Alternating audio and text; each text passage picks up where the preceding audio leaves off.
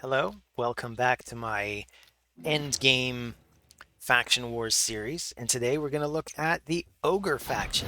Believe it or not, the Ogre faction is my least endgame of all my endgamey factions. I don't even own a single legendary Ogre, if you can believe that.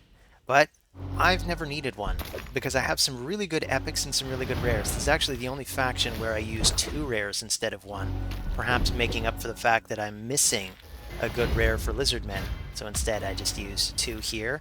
I'd say Bellower, you ever pull him from a Void Shard, he's great at crowd control. 3 different AoEs, and in a stun set, he just controls the waves like nobody's business. Gear Grinder is one of the rares that I would consider to be essential. Just because if you look at the whole Ogre faction, there's very little in the way of dedicated revivers. I'd go so far as to say I think he's the only one, and he's a rare. So he's well worth building. I put mine in a regen set just to make sure he keeps himself nice and healthy. His A1 also places regen on himself as long as it's a critical hit. So you build him with 100% crit. Seems a bit strange to do that on a support unit, but it does make him heal better. I've got Ugo, who is awesome at Hydra because of her block buffs. You used to see her all over Arena too, because block buffs was the meta at one point in time. You'll still see her there, but not really in the top teams anymore. Then we've got Skrank. He's there for the DPS. Does a lot of damage. Puts the enemies on fire. Just great for getting through waves quickly. And I got Ogryn, who does a little bit of everything. He's got a lot of healing. He can place poisons on the enemy party. He's just kind of a jack of all trades in the faction. And you might notice he's only level 38. I only recently 6-starred him. I've finally got to the point where I wanted to 6-star everybody that I still use in Faction Wars just to speed up the process a little. So that's why he's not fully leveled.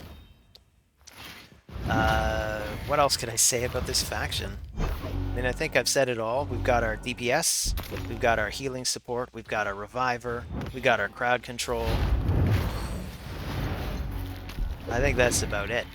So this isn't as fast of a run as some of my other runs, but it's not to worry because there's more support keeping the run alive. If you're ever lacking in crowd control, you could build your Bellower the way I have, or you build whoever you've got with an AoE. You build them this way. Let's say you're just starting. Maybe you have practically nobody and you're just trying to push forward in Faction Wars. There is an uncommon champion called Saurus, who's got an AoE on all of his attacks. And early on in the game, I was using Saurus to push through Faction Wars. I wouldn't really use him in the end game, but you could if you built him really, really well. If you were to put him in a stun set, just every single move would be stunning enemies. You could put him in stun with counterattack to make it so that when he gets attacked, he even gets to put out one more stun, and you get a lot more control out of the party that way.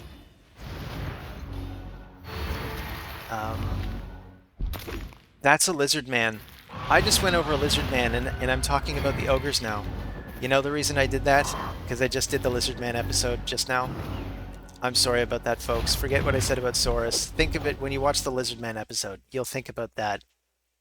Anyway, thanks for joining me on this kind of scatterbrained video, and I look forward to seeing you on the next one. Take care of yourselves.